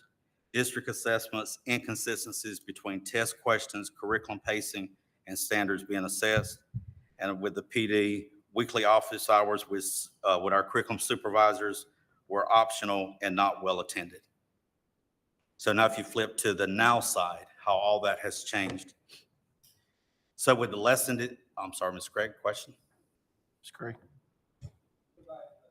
Hit your mic. Okay. You tell me if this statement's wrong. So teachers do not have to write lesson plans. Teachers will have to annotate the scripted lessons that are already provided for them. They will not have to do all the research as they've done in the past. And we have the experts here, Dr. Carr, Mr. Davis, if they want to come up and add anything, because. Let me ask this, what the annotate part means. I mean, I know in the past, teachers might be having 4 or 5 books on their desk, and they're trying to pull all that together to teach a lesson. And it's been my understanding with this new curriculum, they Right, won't not have to do that. Mr. Craig. And Okay. like I said, when we were looking at the research. But then what will they have to write, if anything? Right, with the annotation, and I'll let Dr. Carr explain. So good evening, board members, Dr. Williamson. So the new curriculum, yes, the lesson plans are already laid out for them. So what we're really asking them to is study the lessons. So think about your students' needs, go through, identify any additional questions you want to ask, but all the resources are there. They don't have to pull from different books or look for different resources to find those materials. So everything's laid right out there in front of them. So they're just taking the time to study the lesson, prepare themselves for that lesson that they're going to present to the next day in the classroom. And so the annotations is just really writing yourself notes so that you're prepared to work with that lesson in your classroom. Okay. When it's my turn, I have a question. Okay, go ahead. All right, let me ask it another way. I'm Miss X in reading. Do I have to write a lesson plan from the stuff and turn it into my principal? No. I know what annotation means, Right. okay? Yes. Do I have to write a lesson plan from that script and turn it into my principal? No. Have you told the principals that? Only for small groups, and we discussed that with our principals already, Doc, and we're supposed to have that finalized tomorrow, but that's just for small groups that they will turn that information into the principals. I'm lost. For small group instruction, that's the only requirement that they're going to have to turn in, because with the annotation, with the lesson plans, we're only requiring them to do, turn into the principal the small group components. So if I'm teaching to the whole, excuse me, I'll get clarification. If I'm teaching to the whole class, I don't have to do a lesson plan. But if I'm teaching the 4 kids that didn't get it, I have to do a lesson plan. Is that what you're saying? And I'm not being facetious, I just don't You're right. understand. Yes. Yes, that is correct. They will have to turn in what they're going to be doing for their small group instruction. So That if is I correct. have 4 small groups, I have to have 4 plans. I guess that's what I'm saying. You see how confusing that That's okay. is? Yes, so the small group differentiation is just the box. So if you know your 4 students need to use a resource from Eureka or L Education, what am I going to pull from there to use to help based on that data? So if I need to use the decodable text with those 4 kids that are struggling, I'm going to just write down that I'm going to use those 4. They're not having to write a detailed lesson plan like you're thinking. It's just those boxes describing what data they need to work on so they can work with that group. So it's probably half a sheet of paper that describes what they're doing, particularly based on the data with each group, based on the assessments that they gave or what they saw happen in class. Ms. Curry? Which mic? Okay, I will say with hearing this, and I know you folks understand exactly what you're saying, but the concern I have is a few years ago, we had different schools doing different things, and it creates chaos. And when you're talking about, you're going to talk, this group of principals are being talked to, or we're going to get all of them, I think it's imperative that every school is doing the same thing. I'm going to say basically the same way. And we don't have one school here spending an hour, if it's lesson plans or whatever it is, and another school doing it in 15 minutes. Because that leads to morale problems and what have you. And one principal that I talked to said teachers don't have to do lesson plans. I mean, that's exactly the way it was told to me. And when I heard that, I said, that's fantastic, because you're taking a big load off That's of right. a teacher if they don't Exactly. have to do a lesson plan. Exactly, Mr. But I'm going to say that needs to be made sure it's explained the same way so everybody is on the same page. And Mr. Craig, we have been working diligently with our principals since, this curriculum was approved by the board. We have been in training the last few weeks. We have been working with our beginning teachers, with our academic coaches, to make sure that our principals are ready when our teachers return on Monday, to make sure that they can explain everything that we have gone through. We went through the L curriculum and the Eureka training this week. So we have trained our principals, we trained our academic coaches. So we have made sure that everybody is on the same page, and having that consistency across the district is key, like you said. It's so important. And one more follow-up, Sam, is just, we've talked about this and we've got back here then. And I think it's imperative, we're adding a new curriculum. And that's what people are hearing. You've had training last week, they're gonna be training next week. But still, it's a new curriculum. And what we have talked about is what's being taken away. And that's what this says. But now I'm gonna say that needs to be explained to people, because the teachers don't know what is being taken away or not taken away. And I think that message needs to get out, and it needs to be clear what we are taking away and trying to take from what they're having to do. And like I said, I can't reiterate how much taking away lesson plans, if it's as such, taking them away would do. Because that's a time-consuming thing when you got 4 or 5 books out on your desk trying to put together a lesson for one class. And that's why just back in my days when I had to do lesson plans, you had all these materials in the living room, and you're trying to pick and choose to design a lesson. It took a lot of time. And so that has been, like I said, Ms. Craig, and like I said, we're meeting with our teachers next week. We have Tuesday and Wednesday, we'll be working with Education, and then on Thursday, we'll be working with Eureka, with our teachers at the 14 sites across the district. And Mr. Craig, and for the public, we did make sure that every principal received a copy of this for every teacher on their campus, from general ed to resource to whatever the case may be. But every teacher will receive a copy of this to help get the message out, because it is, like I said, it's imperative that we are getting the message to all of our teachers. Mr. Craig, you mentioned about taking away. I will also focus on, when you say take away, of the mental exhaustion of new teachers and other teachers trying to find resources, trying to find things that are aligned, trying to see what they could get. And like you said, everything is not the same. This takes that burden away. We now have a vetted, standard-based curriculum that we know every teacher is following. We have a year-at-a-glance document. It literally shows each module by module out each day, and it paces it out every day, so that the teacher knows exactly when you walk into a classroom at Fairgrove Elementary, at Pembroke Elementary, or Roosevelt Elementary, you see the same curriculum.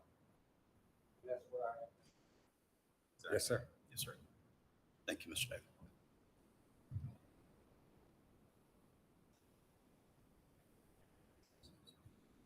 I'm not gonna take any more questions on it, because this is not on the agenda. We're gonna put on a recess, meeting agenda. That way we can answer all the questions for it then.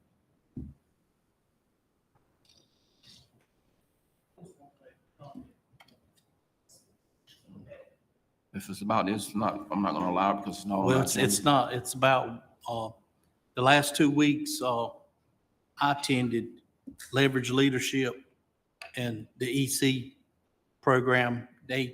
Superintendent, Dr. Carr, Dr. Robert, Mr. Bobby, I think it needs to be highlighted that they done an exceptional job in pulling all our staff together and giving them a quick sessions of training. It was very instrumental. Communication is a big factor in Robeson County. I just wanted to make sure that we commend them for that, so that the audience would understand they've been working and they've started early. Thank you for your time. Mr. Lawson. I move that the Board of Education for the Public Schools of Robeson County go into closed session for the purpose of discussing certified and classified personnel, North Carolina General Statute 143-318.11A1 and 6, and to consult with the attorney retained by the board in order to preserve the attorney-client privilege between the attorney and the Board of Education for the Public Schools of Robeson County, North Carolina General Statute 143-318.11A1 and 3. And I need a second. Second by Mr. Britt. All in favor? Aye. All opposed? The ayes have it. We are now in closed session. Don't forget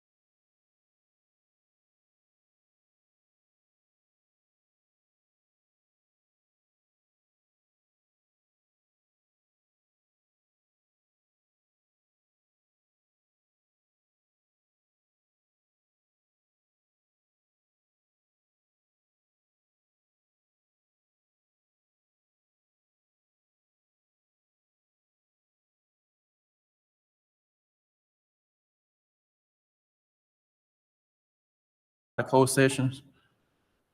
Need to make a motion. First by Mr. Lawson, I'm sorry, Mr. Leach, second by Mr. Lawson. All in favor? All opposed? The ayes have it. Recommendation for the approval of personnel.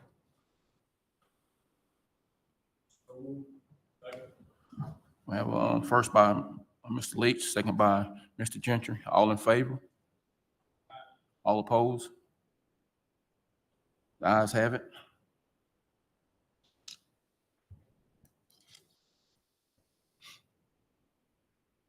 Mr. Chairman and members, before we adjourn, I sent to you some information in reference to the groundbreaking for the new Career Tech High School, possible 3 dates, all on Friday, September the 16th, 23rd, and the 30th.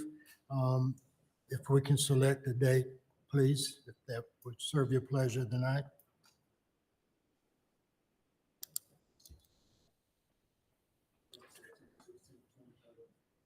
The last 3 Fridays in September. Yes, and we can set a time, whatever. Mr. Randy, what time would work for you on those?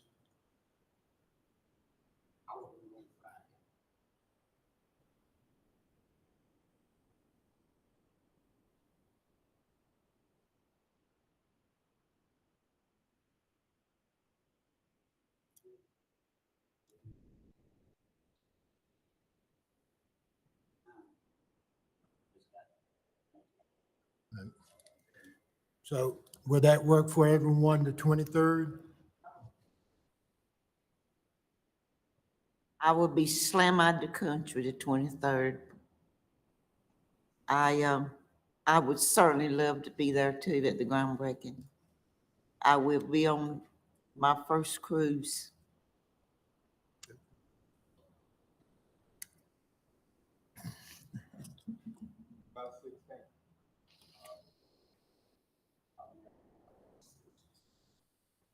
What's the other one? The 30th, yeah. 30th.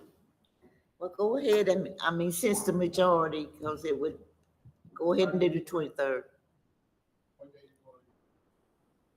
We're leaving the 23rd, but go ahead. What time? You tell me. So is it the 23rd or the 30th? Everybody Well, can be here on the 30th. 23rd. I think I'll be back the 3rd. Go ahead and plan it the 30th. That'll be fine.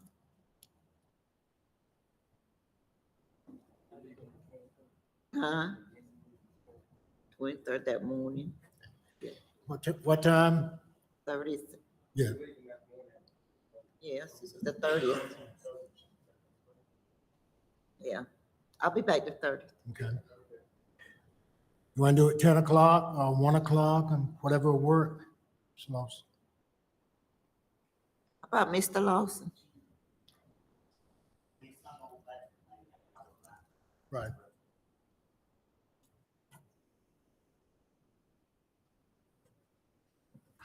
Okay, so we'll get some invitations out. So again, that's the September the 30th.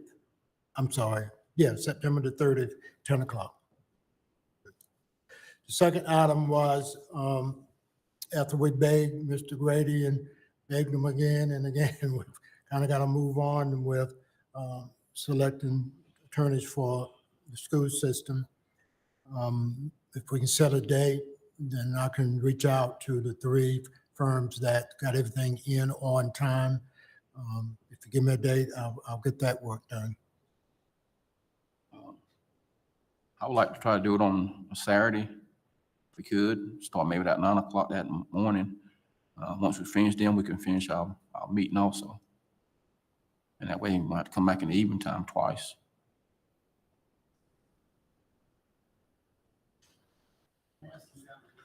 Yeah. Yeah, yeah. If I have to cook myself. 27th. It's a Saturday. This month, we got the next.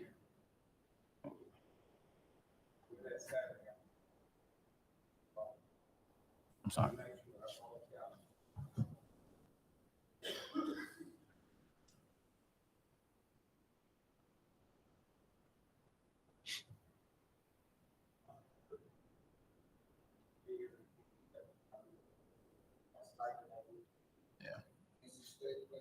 Yeah.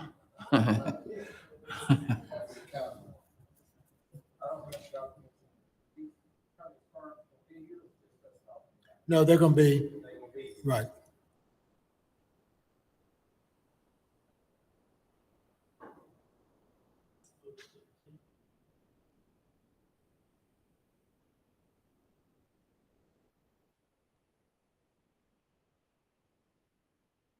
You said do what now? And our regular board meeting Yeah, is too close to the our regular meeting. 14th. Yeah.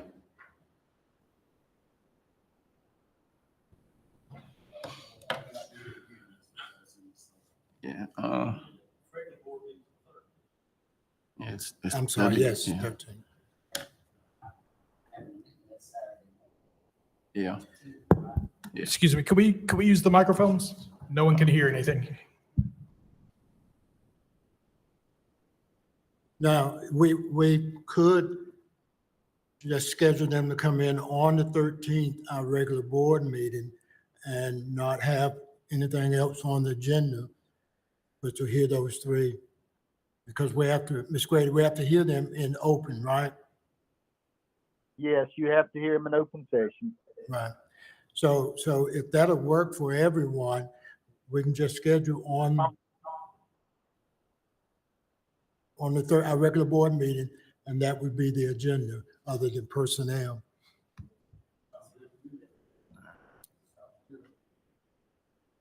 So regular meeting in September 13th. And Ms. Grady, I understand, I think you're gonna be out of town, correct? I actually am going to be on vacation from the 9th to 18th.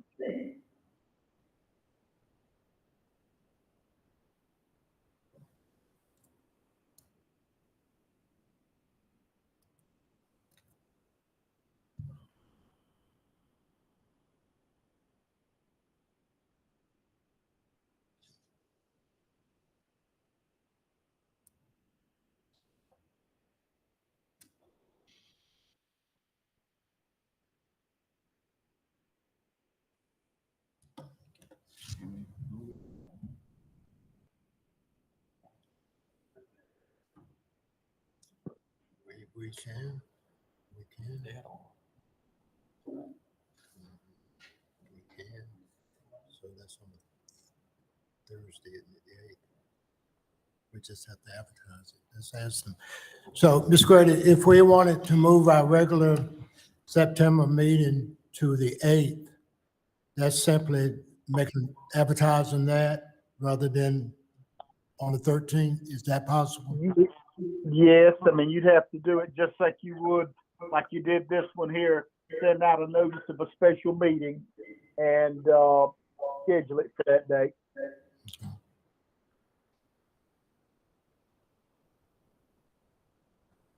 Is that good with everybody?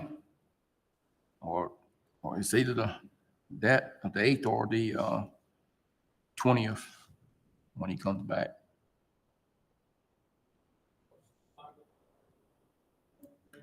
Hit your mic. Hit your button for your mic. Mr. Grady's going to be on vacation.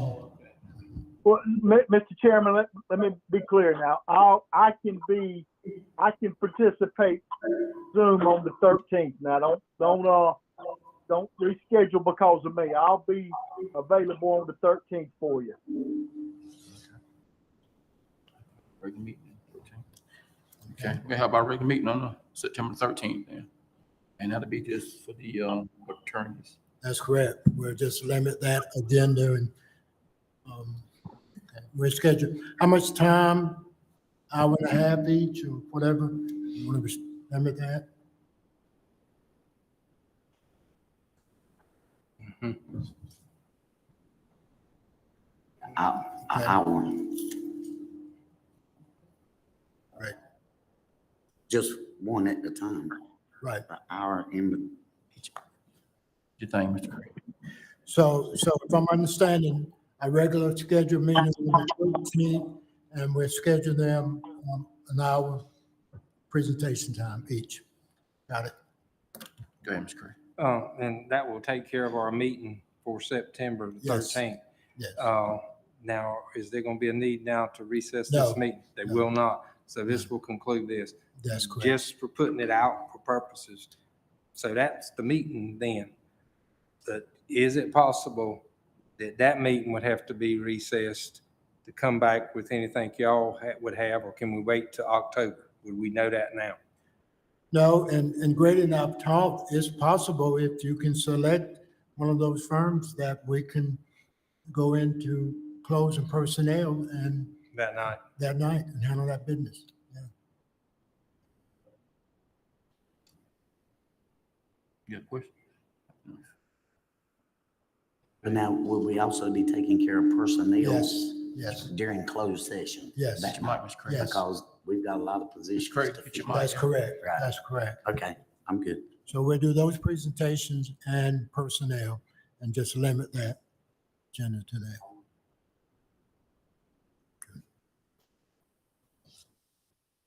So we'll have to also do the evaluation that same day. Yeah.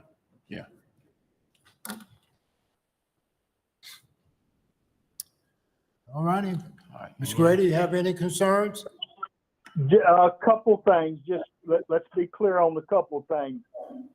As with regard to interviewing the law firms, all of that, including the selections, got to be in open session.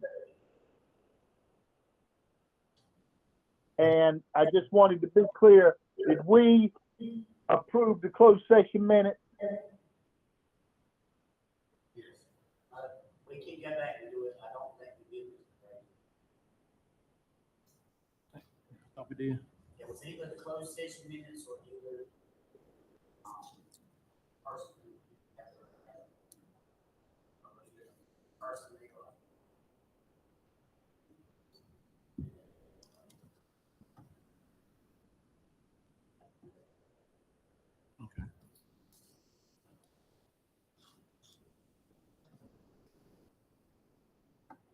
Close, okay.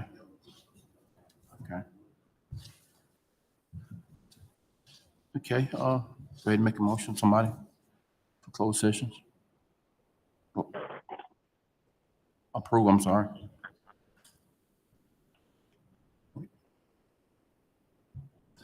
make a motion to approve closed session minutes.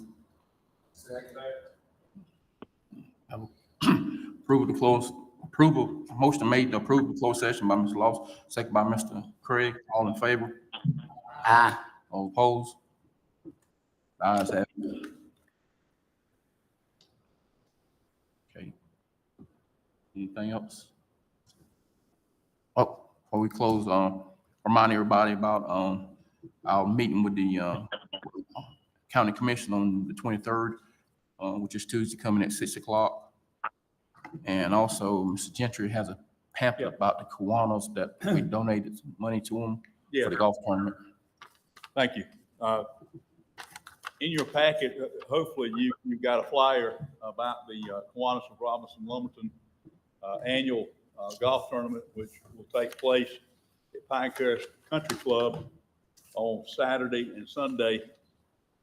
This coming up this weekend, August 20th and 21st.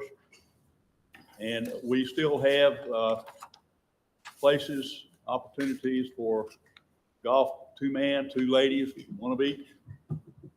Golf teams to sign up, $200 due with the entry form. This is not an official entry form. I have a good number of them. If you're interested, let me know. We do have 3 Kiwanians, our chairman being one of them. And I don't know if they're going to play golf. I'm going to be up and down the course. I'm not playing myself.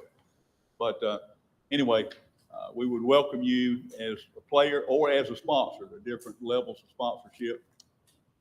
And I'll be glad to give you more information. Thank you.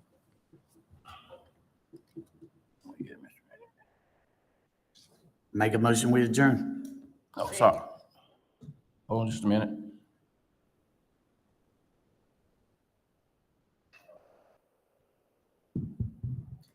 Just want to make sure we clarify from a previous statement about the lesson plans.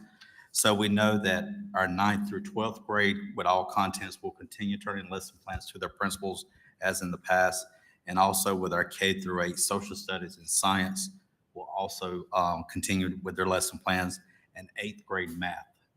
So we just want to make sure that that we clarify that previous statement, that there be no lesson plans required. Thank you. Okay.